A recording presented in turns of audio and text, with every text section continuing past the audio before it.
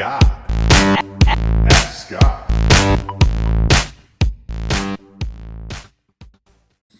Hey Scott, this is Blake from Scottsdale, Arizona. I love your show and keep up the good work. I really enjoy it. My question today is about clothing and apparel. I know that you don't mention much on the show about it, but I think I have a great niche and I'd like to explore it a little bit more.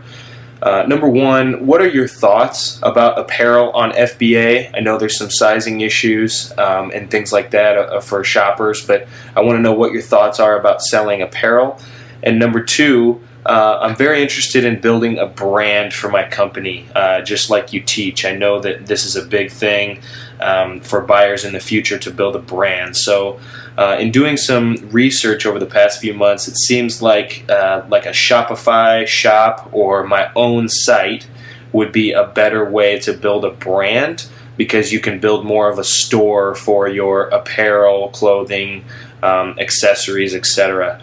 How would I go about doing this on Amazon if I wanted to start on Amazon before expanding into my own website? Thank you very much, Scott. Appreciate your answer.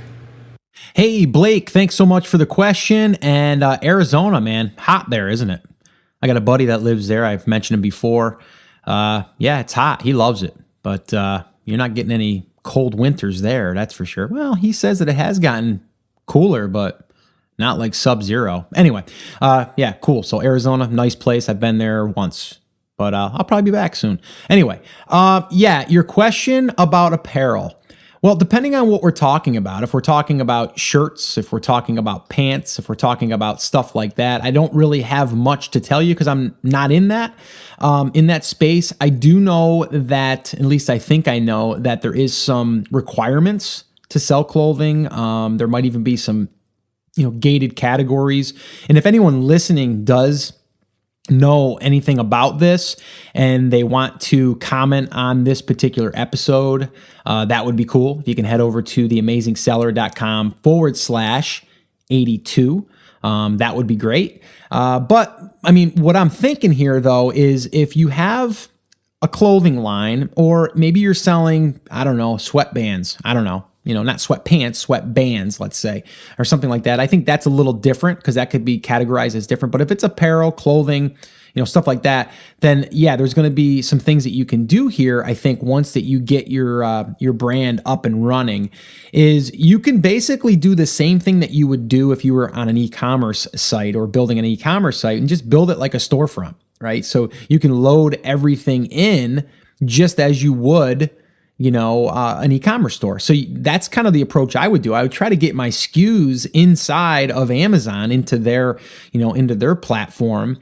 And this way here, I can instantly have some traffic coming to my listings, right? I mean, who wouldn't want to do that in any business? So I would start there and then just start adding the stuff in. But also, I wouldn't go too crazy as trying to load a whole bunch of stuff. I would try to find the things that you think are going to be some of the best sellers and putting them in there, and then really trying to work those. Because you got to remember, if you have a brand new seller's account, you want to get your seller feedback started. You want to get your history started on Amazon. You want to start building up that authority as a brand. If that's your long-term play, is to where you want to be able to then launch something down the road, and then it ranks better and easier because you have a bigger brand. There's no proof of that right now, but we're kind of surmising that, when you have, a larger brand, meaning seller feedback in a sense, you've got a higher authoritative site, or Amazon listing or profile, whatever you want to call it, seller's account. It's going to help you, release other products. So I would try to do that, maybe launch 5 products, let's say. And then from there, you can really work each of those to get them going, maybe drive some pay-per-click, maybe do a few promotions, and really just starting to get the ball rolling. Now, that's what I would do there. Secondly to this, I think Shopify is a great resource for you.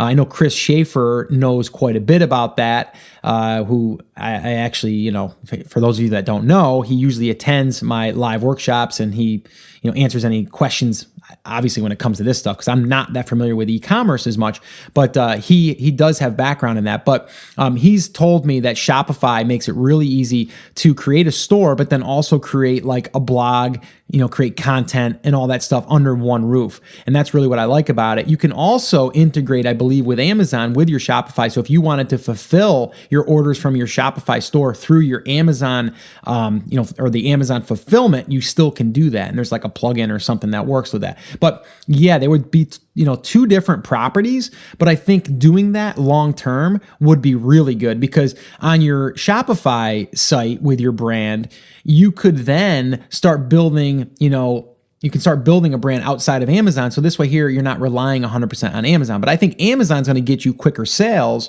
But I think in the background, you could be doing the same amount of work, but over on that other channel. And then in the long term, that's going to help you, because you're going to start building a customer list, because every order that comes through a Shopify sale, you'll automatically get their email and you'll get their mailing address and all that stuff. And you can use that because it's yours. With Amazon, we all know it's harder to get that information. We can do it with insert cards and stuff like that, but it's just your percentage is less. But whenever a sale goes through a Shopify store, you'll collect all that data and you can send out, promotions and stuff to those email people, or those customers on that list. So I would definitely say do both if you can, without, I guess, not doing enough on both, if that makes sense. Kind of like, I don't want to see you do a little bit on Amazon and then a little bit on the Shopify and then not be able to really give it 100%.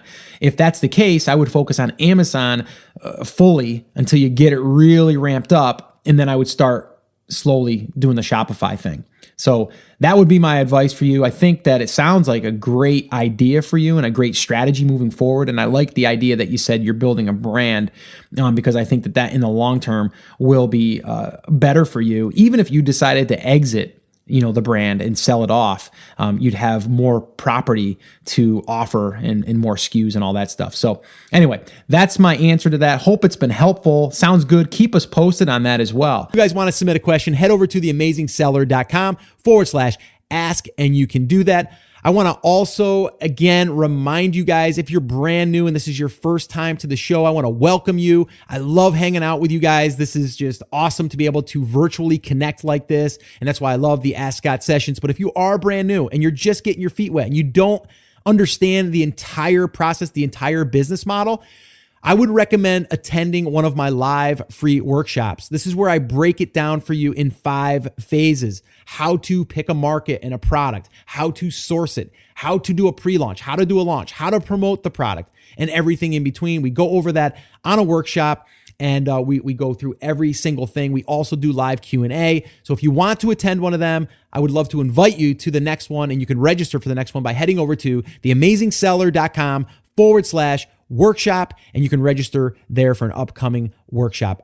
Well, hey there. Thank you so much for listening to that episode of Ask Scott. Now, that was just a highlight from one of our full episodes where I generally answer 3 to 4 questions on a podcast. If you want to go back and listen to all of the past archives of not just the Ask Scott session, but all of the full episodes where I do interviews with top Amazon sellers, people starting from scratch and building a business, if you want to listen to any of those episodes, head over to theamazingseller.com and you can find all of that over there. You can also find details there on how you can ask your own question and get it aired on an upcoming Ask Scott session and possibly see it here on YouTube or just on the podcast. All right, so definitely head over to theamazingseller.com. There's tons of resources over there for you to be able to build your e-commerce and Amazon business. So definitely go check that out. Now, I just wanted to remind you one thing before I let you go. There's a lot of information out there and some of it is really, really good. What I want you to remember is you have to not just consume the information, you have to actually apply that information.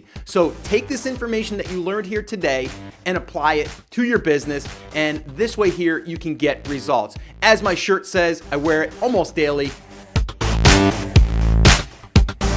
Take action. We'll see you guys.